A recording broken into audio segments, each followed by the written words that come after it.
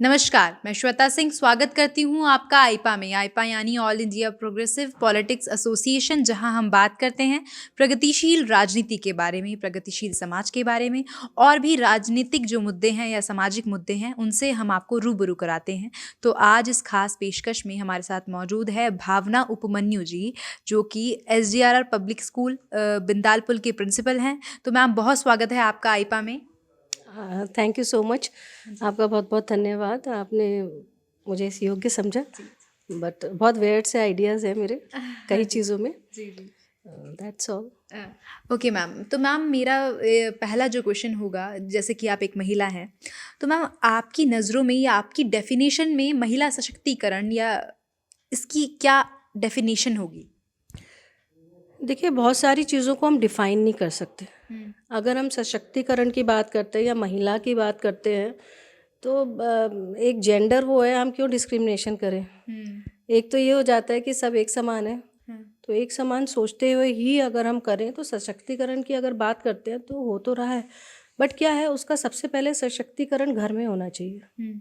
घर में अभी भी वही मेंटालिटी चलती है कि अगर एक महिला है, कहीं बाहर काम कर रही है, सशक्तिकरण तो है, शक्ति तो है, पर बाहर काम कर रही है तो घर आएगी तो अभी भी उसी को करना है ना सब कुछ। ज़्यादातर अगर हम इन जनरल बात करें तो ज़्यादातर ये मेंटालिटी है। तो वो जो मेंटालिटी है, सशक्तिकरण मतलब एक पावर को शो करना नहीं है। सशक्तिकरण की अगर हम बात करें तो एक इक्वल रेस्पेक्ट और इक्वल उसको एक इक्वालिटी का वो मिलना चाहिए ना दर्जा।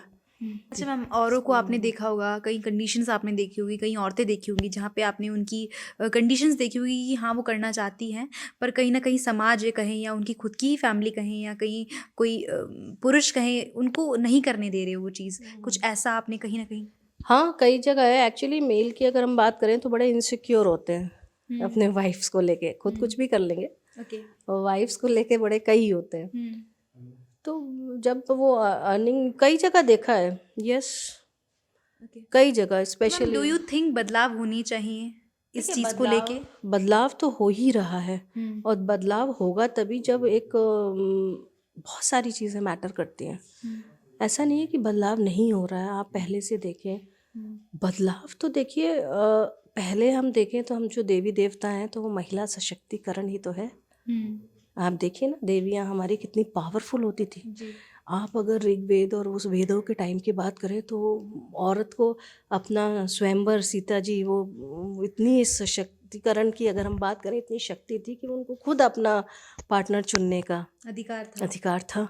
तो ऐसी बात नहीं है, अब भी है। कई जगह कई चीज़ें बदल रही हैं। आप गांव में भी जाएं, हम कहते हैं गांव में ऐसी है, बट आजकल हम देखें गांव की तो लड़कियां और बहुत तेज हैं भाई, बहुत तेज। और गांव में तो बहुत फैसिलिटीज़ मिल रही हैं। जी। गांव में आप देखिए खुद का उद्योग लगाने का, और औरतों को देखिए वो कर रही हैं बहुत कुछ।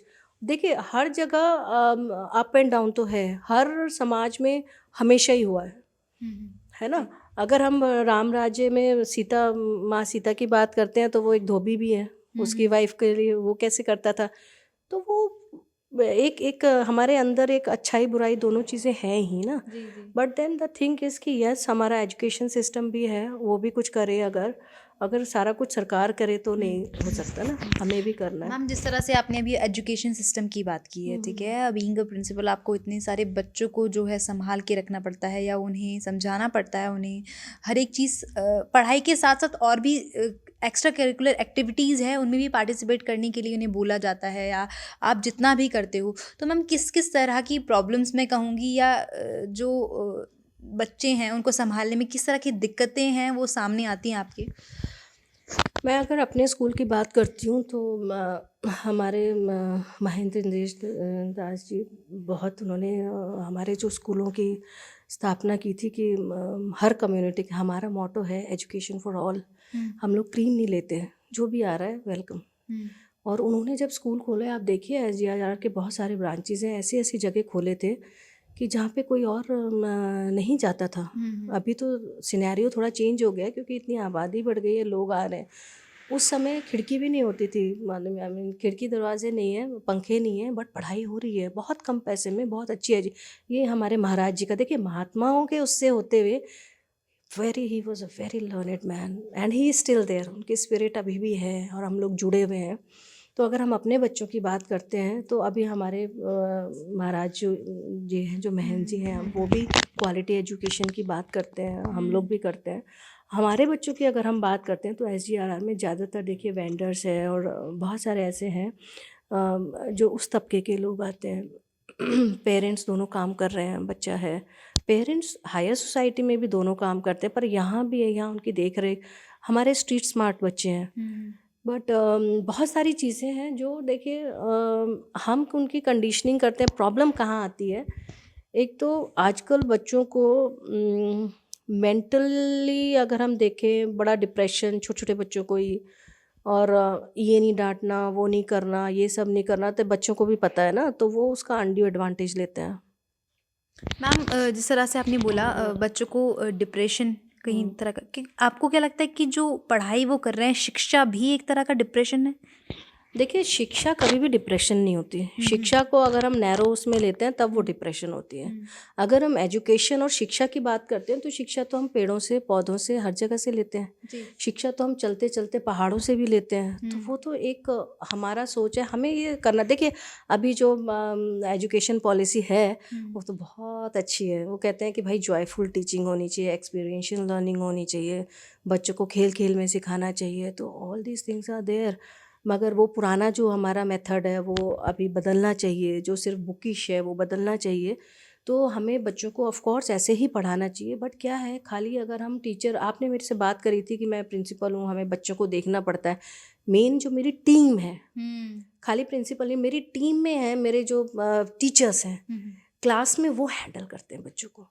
तो वो उनको, तो वो जो एक टीचर्स है, एक टीचर्स का एक बहुत ट्रेनिंग, हर टीचर्स को एक साइकोलॉजिस्ट होना चाहिए।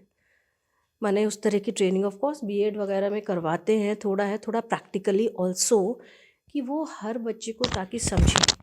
अभी अगर हम सीबीएसई की बात करते हैं तो वे काउंसलर की बात करते हैं कि स्कूल में होना चाहिए। But do we have so many counsellors, good counsellors? उनको तो बहुत सारा पैसा भी चाहिए होता है, और काउंसलर बहुत ज़रूरी तो है।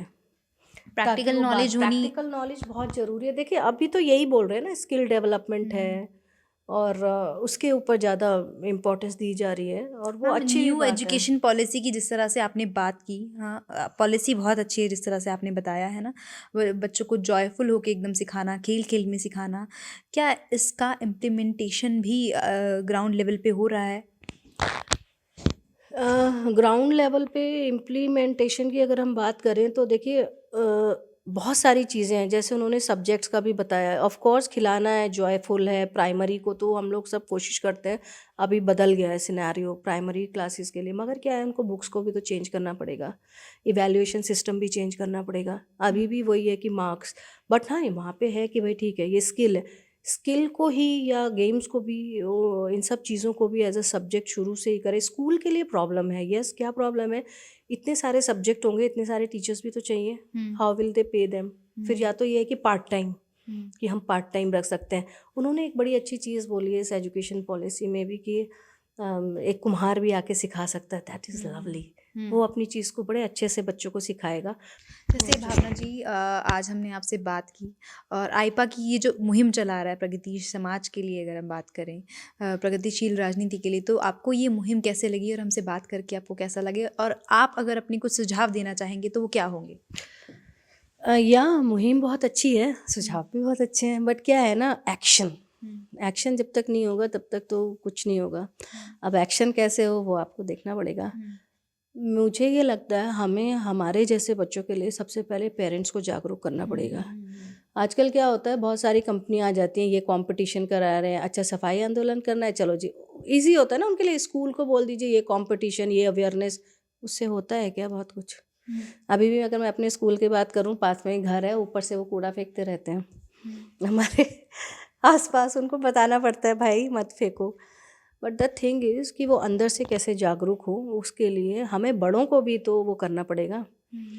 और हमारे यस, एजुकेशन के अलावा सफाई के बारे में भी मैं कुछ कह सकूँगी। देखिए, हमारी प्रोग्रेस तभी होगी ना, ये जितना कूड़ा, ये एक चीज़ मैं ज़रूर, हाँ ये मेरी बात है, ये हालांकि वैसे एजुकेशन से रिलेटेड नहीं है, बट यस प्रोग्रेसिव सोसाइटी की अगर हम बात करते हैं और देहरादून की या कहीं की भी बात करते हैं, ये जो कूड़ेदान है और कूड़ा निकला रहता है और इतनी गंदगी है, वो तो हम लोग नहीं आके साफ़ करेंगे ना।